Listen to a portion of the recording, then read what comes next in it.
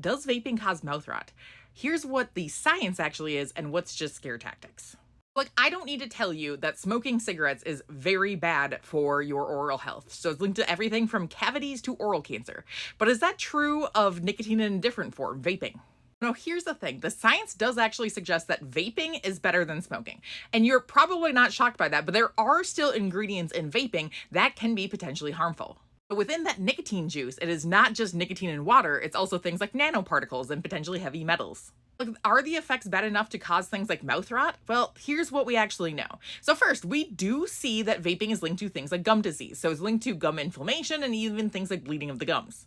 And we do see that people who vape are more likely to actually have things like untreated cavities. But this data is kind of like inherently flawed. And that is because a lot of people who vape are also relatively low socioeconomic status compared to people who don't vape, which means that in general, they might have untreated cavities anyways, not because of their vaping, but just because they typically don't have as much money and therefore can't afford as much dental care. And as a previous poor child myself, I can tell you dental care was not the top of the priority list. So maybe it's not necessarily vaping that's linked to cavities, it is just the fact that you are poor that makes you more likely to vape and then also more likely to have untreated cavities. But there are also studies looking at like your mouth microbiome, so like the bacteria that is in your mouth constantly just sitting there.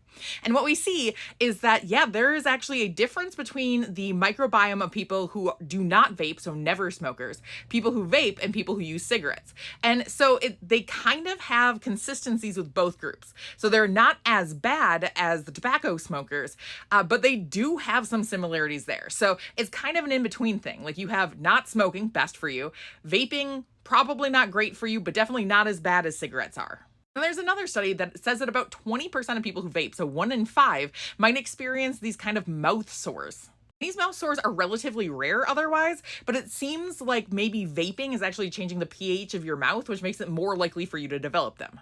And there's another study that says that your mouth is potentially just less sensitive if you vape. So you might not be as sensitive to certain flavors as well as certain textures, which just makes the mouthfeel of certain foods not as good. And then there's the fun fact that vaping can actually reduce immune system activity in your mouth. And this is while you're actually introducing new things like bacteria and fungi to your mouth as well. And let me just say, they have done studies to look at like what things are on your vapes, and it's disgusting. So you know those studies that say like so many types of bacteria on your phone? Yeah, that's the same basic premise as your vape. Like how often are people washing their vapes? And you might be like, okay, but your phone is disgusting too. Yeah, but I'm not putting that in my mouth. I'm not directly licking my phone. But with a vape, you're introducing that bacteria and a lot of fungi is what they found directly into your mouth. And if you have a reduction in immune system activity, then it's more likely to cause potential problems. Like my favorite sentence from that study is, we specifically found most devices to be colonized by fungi, the origin of which are unlikely to have come from the user's mouth. So like, where are they coming from? What subway fungi are you putting into your mouth? And flavored vapes might actually be worse than all of them. So they found is that flavored vapes actually increase biofilm production, so things like plaque. And if you've been to the dentist recently, you know that plaque is not good. Now, other than the socioeconomic status part, there's also another flaw in this research, and that is that a lot of studies look at people who are now vaping to try to quit smoking. So now you have the confound of these people previously smoked, and as I mentioned, y'all are well aware that smoking is bad for your mouth. But we do see that vaping is probably better than smoking for your mouth, as well as most other things too. And another potential benefit, if you quit, actually it suggests that like your mouth health might bounce back.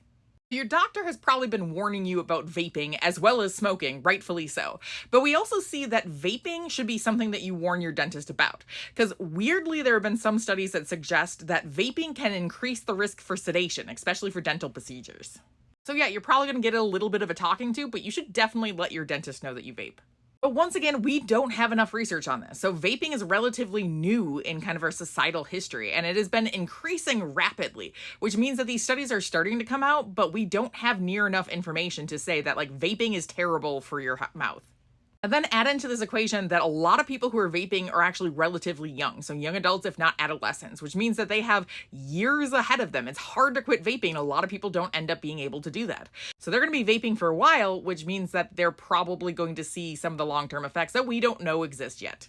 Now, to be fair, they could not exist, but the preliminary evidence is suggested it's not good. Does it cause mouth rot? Well, probably not in the same way that crystal does, and definitely not in the same way that cigarettes do, but is it good for your mouth? No. But honestly, you knew that.